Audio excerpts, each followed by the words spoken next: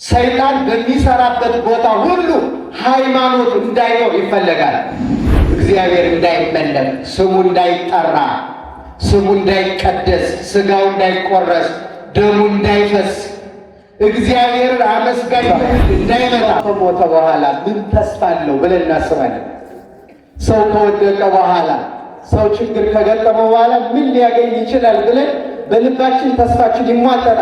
እግዚአብሔር ግን ከመቃብር ቀስቅሶ ከሞት አንቅቶ ተስፋ የሚፈጽም አምላክ ነው። በሃይማኖቱ ምክንያት የሚመጣውን ነገር እየሸሸ በጊዜ ርቱ ሃይማኖቱን በቀና ጊዜ በክብረ በዓል በእልልታ እና በጭብጨባ ጊዜ ብቻ አይነት አድርጎ ከያዘው ክርስቶስን ያጣበታል። ከእርሱ ጋር ያለው ጳውሎስ ለጢሞቴዎስ ደቀ መዝሙሩ እንዲህ ብሎ ይነግረዋል። ቅምጥሊቱ ይለዋል በሕይወት ሳለች የሞተች ናት ይላል።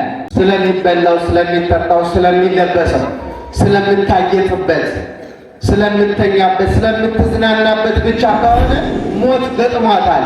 ያ ሞት የነፍስ ሞት፣ የሕሊና ሞት ይባላል። ስለዚህ ክርስትና ከክርስቶስ ቀጥሎ እንደ ስምዖን ቀሬናዊ መስቀሉን እየተሸከሙ ወደ ቀራንዮ የመውጣት ሕይወት ነው እንጂ ሌላ አይደለም። የድመትም የቅምጥልነትም የብዙ ተርታ ነገር ሕይወት አይደለም። ውድ የሳንኤል ሚዲያ ቤተሰቦች በዚህ ቻናል የኢትዮጵያ ኦርቶዶክስ ተዋሕዶ የንግስ በዓላትን፣ መጽሐፍ ቅዱስን መሠረት ያደረጉ ስብከቶችን፣ መንፈሳዊ ዝማሬዎችን እና ክብረ ቅዱሳንን የሚገልጡ ትምህርቶችን በስፋት የሚቀርቡበት ስለሆነ ለቻናሉ አዲስ ከሆኑ ሰብስክራይብ በማድረግ ቤተሰብ ይሁኑ። ይህን መንፈሳዊ አገልግሎት ላይክ፣ ሼር በማድረግና አስተያየት በመጻፍ ይደግፉ። በዚህ ወቅት ቤተ ክርስቲያናችን የምታስተምረው ወቅቱ ዘመን አስተምሮ ይባላል። ስለ እግዚአብሔር መሐሪነት፣ ቸርነት፣ ይቅርታ በንስሐ በእውነት የሚመለሱትን እንዴት እንደሚረዳ፣ እንዴት እንደሚጠብቅ፣ እንዴት እንባቸው እንደሚያብስ፣ እንዴት ጸሎታቸው እንደሚሰማ የምታስተምርበት ጊዜ ስለሆነ ወደ ሕይወት የምንመለስበት ጊዜ ነው። በሕይወት የማንኖር ከሆነ በክርስትናችንም ሆነ በሌላው በእያንዳንዱ ነገር የምንጠቀምበት አንዳች ጉዳይ አይኖረንም። ስለዚህ እኔ የሟቹን ሞት አልወድምና የእናንተን ሞት ስለማልወድ ተመለሱና በሕይወት ኑሩ ብሎ በነቢዩ አድሮ ይጠራናል። የተወደዳቸው ኦርቶዶክሳውያን ሰው በምድር ላይ ሲኖር 3 አይነት ሞት ይገጥመዋል። ስንት አይነት ሞት ንገሩኛ? ስንት አይነት? አንደኛው የሕሊና ሞት ይባላል። ይሄውም ተስፋ መቁረጥ ማለት ነው።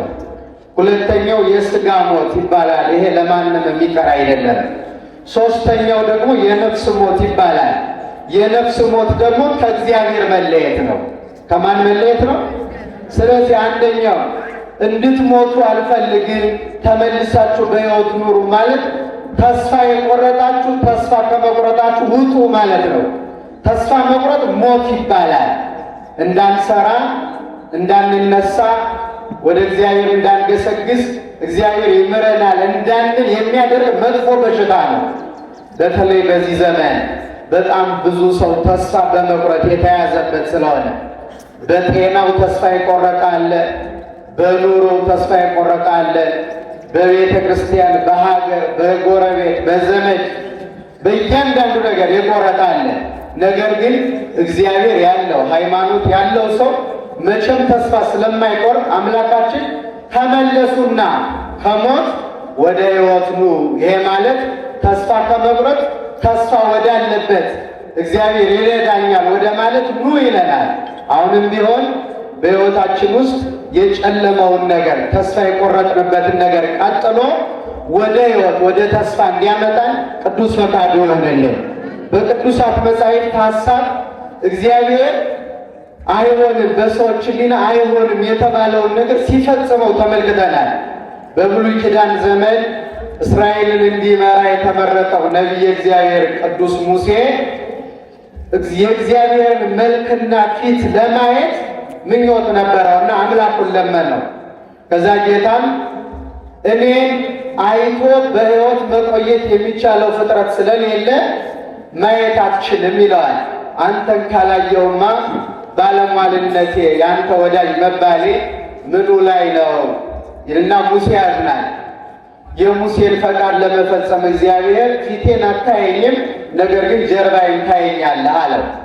ፊቴን አታየኝም ማለት በመለኮታዊ ባህሪ አታየኝም፣ ነገር ግን በስጋ ማርያም ተገልጬ ወደዚህ ዓለም ስመጣ ግን ታየኛለህ ብሎ ተስፋ ሰጠው።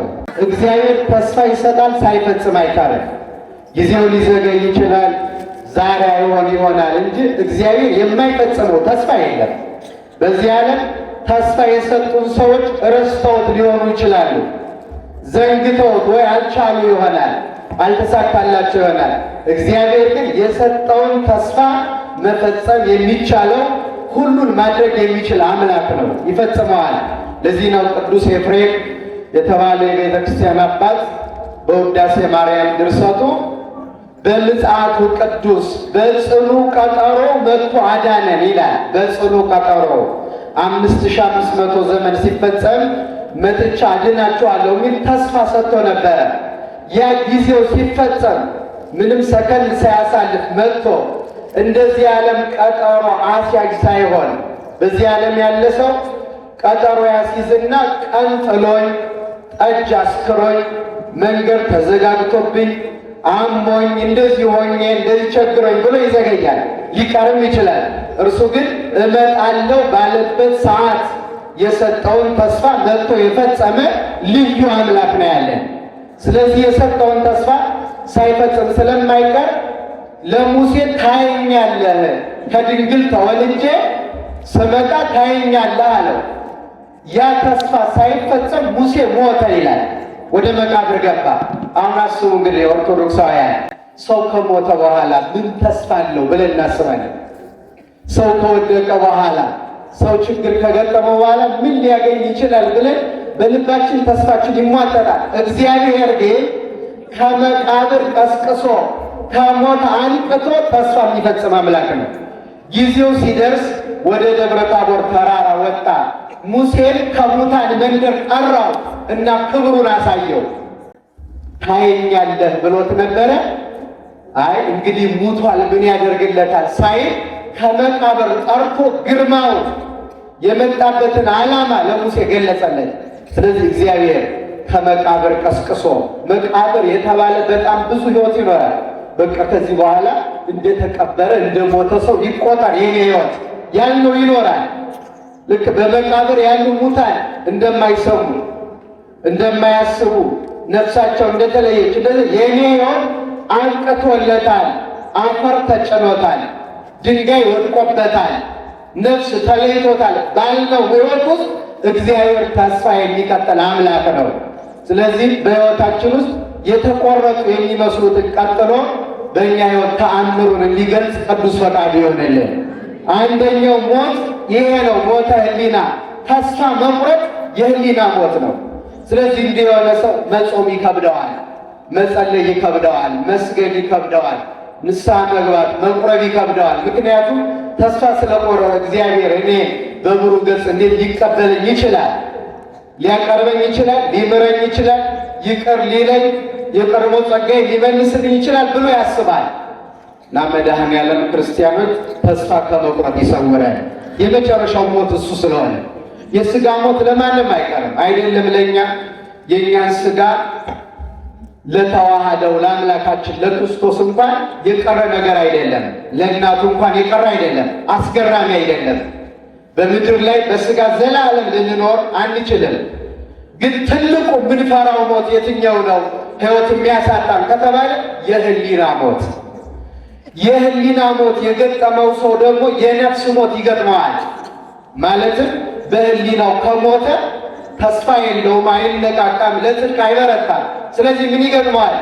ከሕያው እግዚአብሔር ከአምላኩ ያለው ኅብረት ይቋረጣል፣ ይለያል።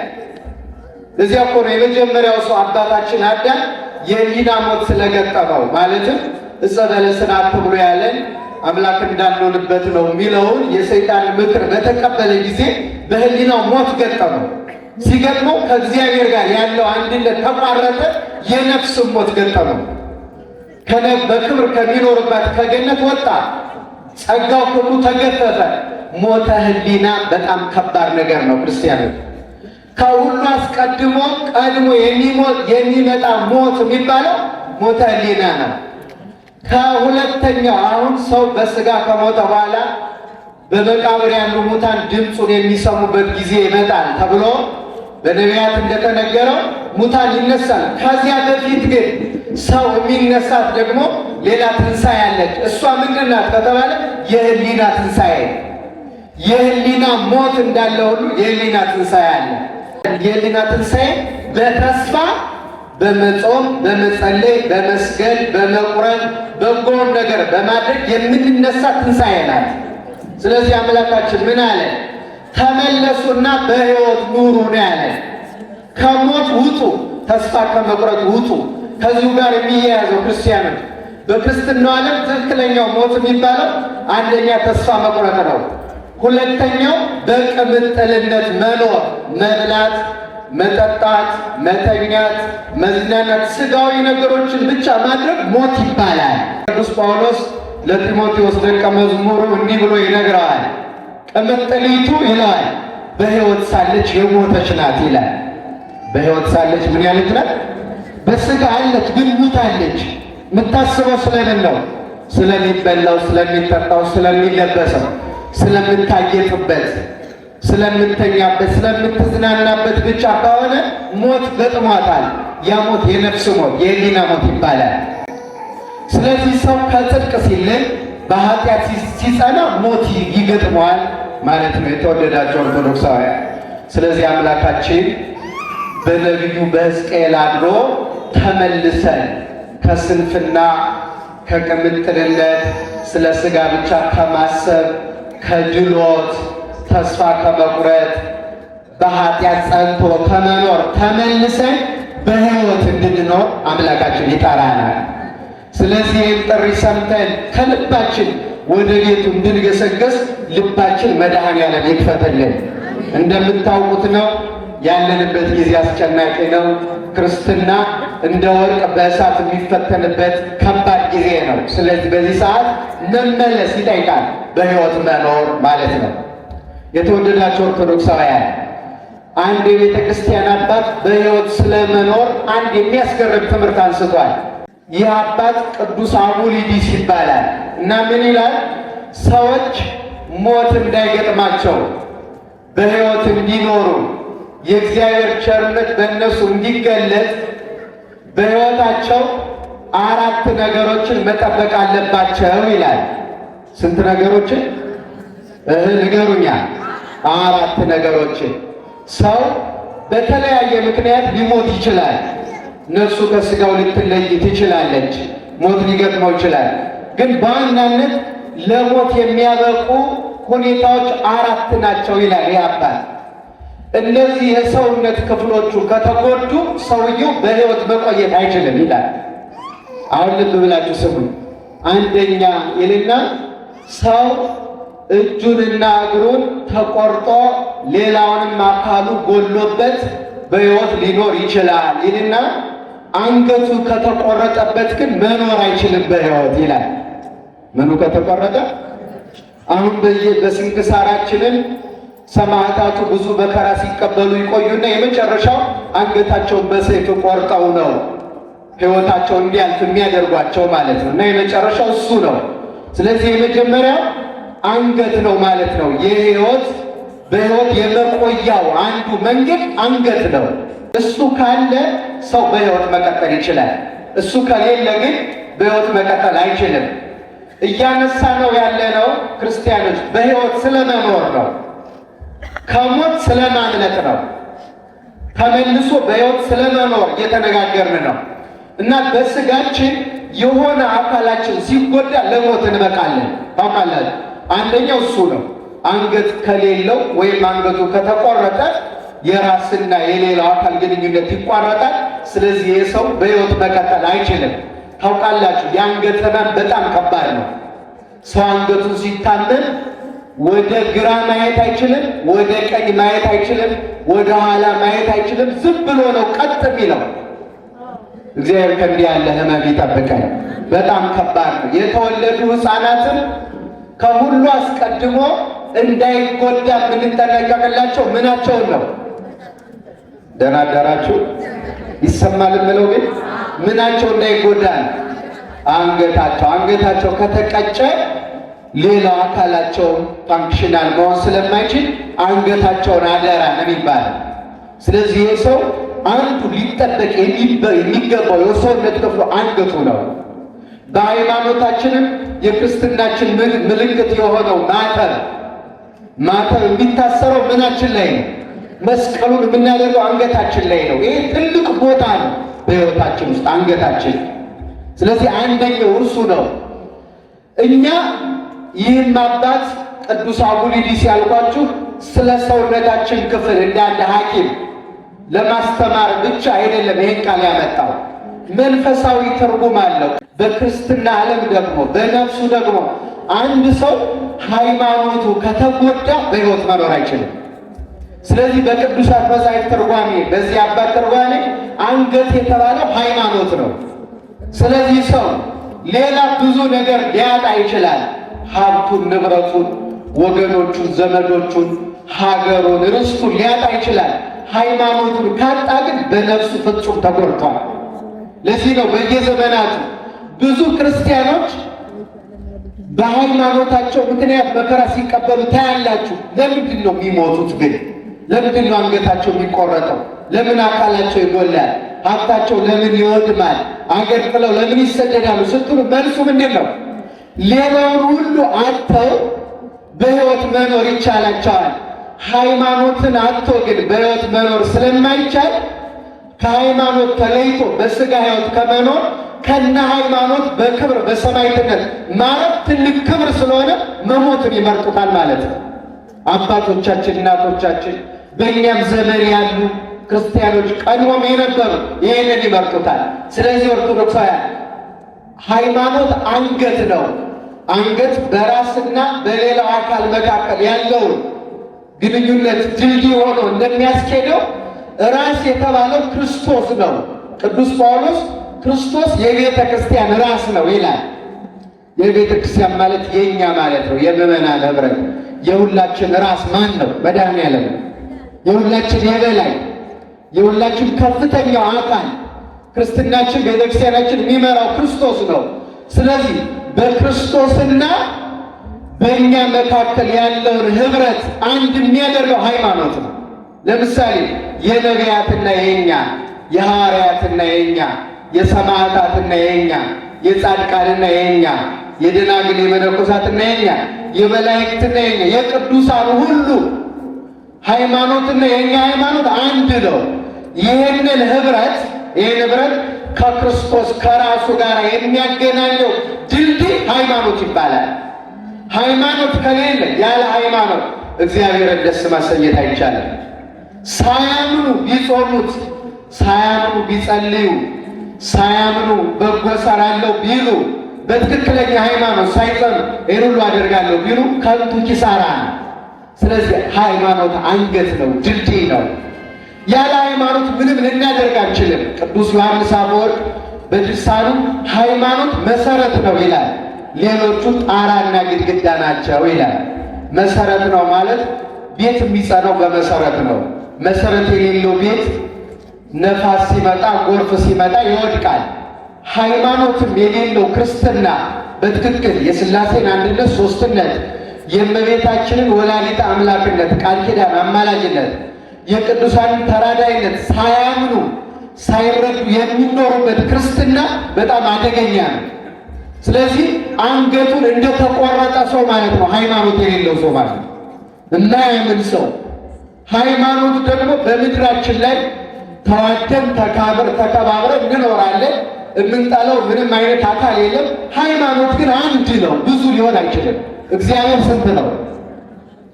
ንገሩኝ እስኪ ክርስቲያኑ፣ እግዚአብሔር ስንት ነው? አንድ ነው። ስለዚህ ብዙ ሃይማኖት ሊሆን አይችልም። ወደ እውነተኛ ወደዚህ አስተሳሰብ ሰዎች ሁሉ መምጣት ይኖርባቸዋል። ያ ደግሞ የቀደመው ከአባቶቻችን የተቀበልነው ያልጨመርንበት ያልቀነስንበት የቀና ሃይማኖታችን ኦርቶዶክስ ተዋሕዶ ነው። የነቢያት እርሱ ነው፣ የሐዋርያትም እርሱ ነው፣ የጻድቃን እርሱ ነው፣ የሰማዕታት እርሱ ነው፣ የደናግል የመነኮሳት የመላእክት ሃይማኖት እርሱ ነው። እንደኛ ዘመን እንዳይመስላችሁ ሃይማኖትን የተሻለ በመልበስ እና በሞቀ በደመቀ ሁኔታ እንደዚህ ትልልቅ በዓላት ሲሆኑ በማክበር ብቻ ያጸኑት እንዳይመስላችሁ። ክርስትና እንዲቀጥል በክርስትና ሕይወት በሚገባ እንድንኖር ብዙ አባቶቻችን ዋጋ ከፍለውበታል። አጥንታቸው ተከስክሷል፣ ስጋቸው ተቆራርጧል፣ ደማቸው ፈሷል፣ መከራ ተቀብለውበታል። መከራ የማይቀበሉበት ሃይማኖት ሊሆን አይችልም። ስንሸሸው በነገራችን ላይ ልናጸናው አንችልም። ይሄ በፍርሃትና በልዩ ልዩ ነገር ምድራዊ ነገሮችን አጣለው ብሎ ከሃይማኖት የሚሸሽ ሰው የሚያጣው ክርስቶስን ነው። ልክ አንገት ሲቆረጥ ሌላ አካል ከራስ ጋር እንደሚለያይ መከራ ሲሸሽ ሰው በሃይማኖቱ ምክንያት የሚመጣውን ነገር እየሸሸ በጊዜ ርቱ ሃይማኖትን በቀና ጊዜ በክብረ በዓል በእልልታ እና በጭብጨባ ጊዜ ብቻ በትንሣኤ ሃይማኖቱን የትንሣኤ ቀን የሚፈልገው የሰሙነ ሕማማት ግን የማይፈልገው የስቅለት የሚጠፋ የትንሣኤ የሚመጣ በዘመነ ጥምቀት የሚመጣ በዐቢይ ጾም የሚቀር አይነት አድርጎ ከያዘው ክርስቶስን ያጣበታል። ከእርሱ ጋር ያለው ኅብረት ይቋረጣል። ለዚህ እኮ ነው ሊቀ ሐዋርያት ቅዱስ ጴጥሮስ ሮም ከተማ ገብቶ ሲያስተምር መከራው እየበዛ በሃይማኖት ምክንያት ክርስትና ወንጀል እየሆነ ሲመጣ እንደ ሰው ፍርሃት ተሰምቶት ከሮም ከተማ ወጥቶ መሄድ ጀመረ። ሲሄድ ሮም ከተማ በር ላይ ጌታ መስቀል ተሸክሞ ለጴጥሮስ ተገለጠለት። ከሮም ከተማ ሲወጣ በሃይማኖቱ ምክንያት መከራ ይኖራል፣ ግን እሱ ትንሽ ያስጨነቀውና ወጣ። ከዛ በር ላይ ተገናኙ። ከዛ እንዲህ ያለው ጌታ እንዴ በኢየሩሳሌም አይሁድ በመስቀል ሰቅለው ነበረ። መስቀልም አሸክመው ከሊቶስጥራ እስከ ቀራንዮ ይዘው ሄደው ነበረ። እንደገና ድጋሚ በሮም ደገሙ እንዲህ አለው። እንደገና በሮምም ሰቀሉ ሲለው አይሁድስ አንድ ጊዜ በኢየሩሳሌም ነው የሰቀሉኝ፣ ግን ያንን ተሸክሜው የነበረውን ቀራንዮ ላይ መስቀል የሚሸከምልኝ ሰው ስላጣው እኔው ተሸከምኩት አለ። ክርስትና መስቀል የመሸካከም ሕይወት ነው። ከክርስቶስ ተሸክሞ ሲሄድ ስምዖን ቀሬናው የተባለ ሰው መጥቶ መስቀሉን ተሸከመው ይላል፣ ከበረከተ መስቀሉ ለመሳተፍ። ስለዚህ ክርስትና ከክርስቶስ ቀጥሎ እንደ ስምዖን ቀሬናው መስቀሉን እየተሸከመው ወደ ቀራንዮ የመውጣት ሕይወት ነው እንጂ ሌላ አይደለም። የድነትም የቅምጥልነትም የብዙ ተርታ ነገር ሕይወት አይደለም። ከዛ ቅዱስ ጴጥሮስ ለካ አጥፍቻለሁ ማለት ነው፣ ሃይማኖት መከራ ተቀብለውለት የሚያጸኑት ነው እንጂ ደህና ጊዜ እየፈለጉ የሚቀርቡት ሕይወት አይደለም ብሎ ተጸጽቶ ወደ ሮም እንደገና ተመለሰና ራሱን ለመከራ አሳልፎ ሰጠ። ከዚያም እንደ አምላኬ አድርጋችሁ እንዳትሰቅሉኝ የቁልቁሌት ስቀሉኝ ብሎ ክርስትናውና ሃይማኖትን በዚያ መንገድ መከራ ተቀብሎ አጸና። ተሰቅሎም እያለ ይላል ምዕመናንን ምንም አይነት መከራ ቢመጣባቸው እንደዚህ የቁልቁሌት ተሰቅሎ ቢመጣባችሁ በሃይማኖታችሁ ጽኑ ብሏቸው አረፈ ይላል። የአባቶቻችንን በረከት አምላካችን ያድለ። ስለዚህ አንገት በሕይወታችን ውስጥ ወሳኝ እንደሆነ ሁሉ በክርስትና በሕይወት ለመኖር ሃይማኖት የግዴታ ነው። ደግሞ በምድር ላይ ሰይጣን ትክክለኛው ሃይማኖት የት ቦታ እንዳለ እና ደግሞ ይህንን ሃይማኖት ለማስጣት ምን እንደሚደረግ በደንብ ጠንቅቆ ስለሚያውቅ ከባድ ዘመቻ በክርስትና ውስጥ አለ። ዓለም እኮ ነው፣ ዓለም አቀፋዊ ነው። ክርስትና ላይ የሚመጣው ፈተና የአንድ አካባቢ ብቻ አይደለም፣ ዓለም አቀፋዊ ነው። ሰይጣን በሚሰራበት ቦታ ሁሉ ሃይማኖት እንዳይኖር ይፈለጋል። እግዚአብሔር እንዳይመለክ፣ ስሙ እንዳይጠራ፣ ስሙ እንዳይቀደስ፣ ስጋው እንዳይቆረስ፣ ደሙ እንዳይፈስ፣ እግዚአብሔርን አመስጋኝ ትውልድ እንዳይመጣ። በነገራችን ላይ በእኛ ዘመን ለምሳሌ ብዙውን ትውልድ ከትዳር ልጅ ከመውለድ አልቆ ከዚያ በከፋ ሁኔታ ደግሞ እንደምትሰሙት እንደምታዩት በጣም በረከሰ ሁኔታ ወንድ ከወንድ ሴት ከሴት እንዲህ ያለው መንፈስ ሰይጣን ዘርቶ ዓለሙን መከራ የሚያሳየው ለምን እንደሆነ ታውቃላችሁ? ምድር ላይ እግዚአብሔር የሚመሰገንበት ሃይማኖት እንዳይኖር ነው። ሌላ ምንም ምክንያት የለም። ምክንያቱም ክርስቲያኖች ልጅ ከወለዱ መጥተው ያስጠምቁታል። በ40 ቀን ወይ በ80 ቀን ያስጠምቋል። ስለዚህ ምን ይሆናል? የሥላሴ ልጆች ይሆናል። ስመ እግዚአብሔር የሚጠራ ትውልድ ይመጣል። ይህን ሰይጣን አይፈልግም። የእግዚአብሔር ስም በተጠራበት ቦታ ሁሉ ስለማይኖር አመስጋኝ፣ አማኝ፣ ፈሪሃ እግዚአብሔር ያለው ሰውን የሚያፍር ትውልድ እንዲመጣ ሰይጣን አይፈልግም። በጥቅሉ ሃይማኖት አሚነ ሥላሴ ከትውልዱ ልቡና እንድትጠፋ ሰይጣን ያደርጋል። የተወደዳችሁ ኦርቶዶክሳውያን በእግዚአብሔር ማመን ሃይማኖት የጠፋው ሰው ማለት በጨለማ የሚድበሰበስ ማለት ነው። ቅዱስ ዮሐንስ አፈወርቅ የሉቃስ ወንጌልን በተረጎመበት ድርሳኑ እንዲህ ይላል። ያቺ 10 ድሬ የነበራት ሴት ታስታውሷታላችሁ? 100 በጎች የነበሩት አንድ ሰው ነበረ፣ 2 ልጆች የነበሩት አንድ አባት ነበረ ብሎ 10 ጌጥ የነበራት አንዲት ሴት ነበረ ይችላል። ከ10ሩ አንዱ ጠፋ። ከ10ሩ ስንቱ? እና የጠፋው ደግሞ ቤት ውስጥ ነው፣ በቆሻሻ ውስጥ ተሰውሮ ጠፋት። 9ኙ አሉኝ ብላ አልተወችውም። ያን አንዱን የጠፋው መብራት አብርታ አልጋ ውስጥ ገብታ ቆሻሻውን ጠርጋ ፈልጋ አገኘችው ይላል። ያ ከ10ሩ ጌጦች የጠፋው አንዱ ጌጥ ይላል ቅዱስ ዮሐንስ አፈወርቅ ሃይማኖት ነው ይላል።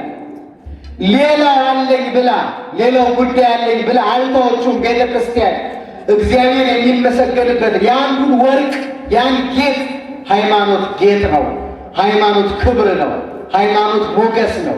ሃይማኖት ወርቅ ዕንቁ ነው፣ ምን ከብርበት ነው። ስለዚህ የጠፋው እሱ ነው። አጥብቃ መብራት አብረታ ፈለገች፣ አገኘችው ይላል። ስለዚህ ሌላው እንኳን ቢኖር ሃይማኖት ከሌለን የሌሎቹ መኖር ዋስትና የሌለው አስጨናቂ ነገር ይሆናል።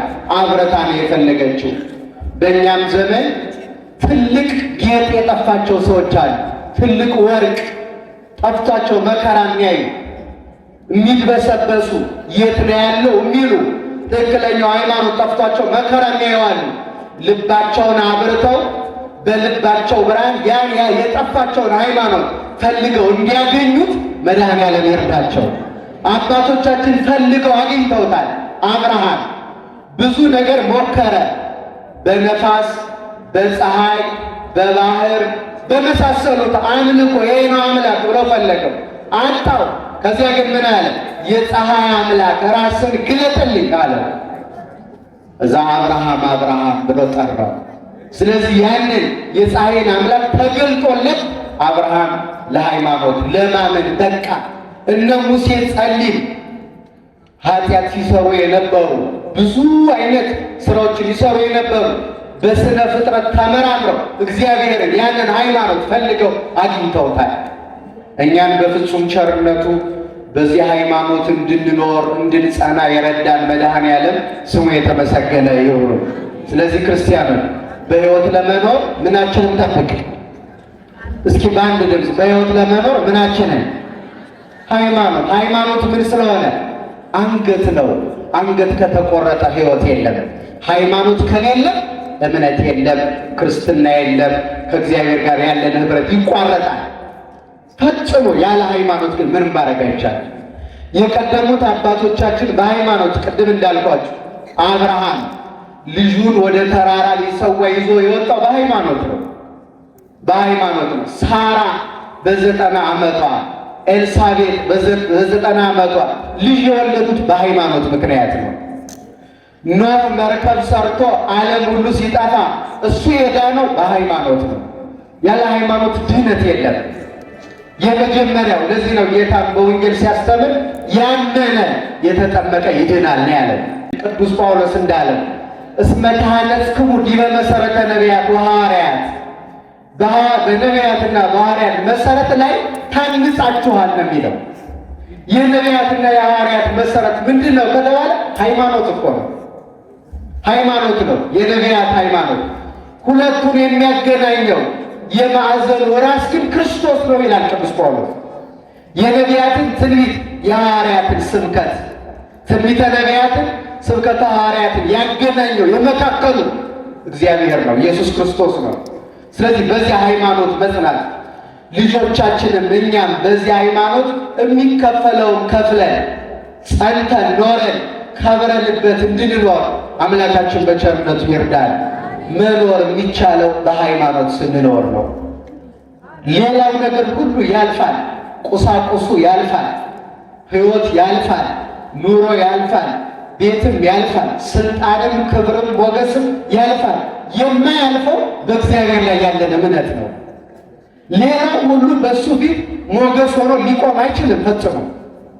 እያንዳንዱ በዚህ ዘመን የሆነ ነገር ፈርተን ሃይማኖታችን የተውንበት ልንተወው ፈጽሞ ማንችለው ነገር ቢኖር ሃይማኖታችን የክርስትናችን ምልክት ነው። ማተባችን እናስራለን። በያዕቆብ ዘልበረዲ ወይም ዛልወረዳ ይባላል። በእርሱ ዘመን ጀምሮ የተጀመረ ክርስቲያኖች የሚለዩበት ማተባቸው ነው። ያን ማተብ አስሮ መኖር፣ መስቀሉን ተሸክሞ መኖር። በዚያም ምክንያት ከምንችለው በላይ እግዚአብሔር አይፈትነንም። በምንችለው ግን ፈተና ያመጣል። በዚያ ውስጥ አልፈን ሃይማኖት እንድናጸና እግዚአብሔር ብርታቱን ይስጠን። በየቦታው መከራ የሚቀበሉት በየቀኑ የሚገደሉትን ደማቸው የሚፈሱትንም እግዚአብሔር ደማቸውን ደመ ሰማዕታት አድርጎ እንዲቀበልልን ቅዱስ ፈቃድ ይሆንልን። ውድ የሳንኤል ሚዲያ ቤተሰቦች በዚህ ቻናል የኢትዮጵያ ኦርቶዶክስ ተዋሕዶ የንግስ በዓላትን፣ መጽሐፍ ቅዱስን መሠረት ያደረጉ ስብከቶችን፣ መንፈሳዊ ዝማሬዎችን እና ክብረ ቅዱሳንን የሚገልጡ ትምህርቶችን በስፋት የሚቀርቡበት ስለሆነ ለቻናሉ አዲስ ከሆኑ ሰብስክራይብ በማድረግ ቤተሰብ ይሁኑ። ይህን መንፈሳዊ አገልግሎት ላይክ፣ ሼር በማድረግና አስተያየት በመጻፍ ይደግፉ።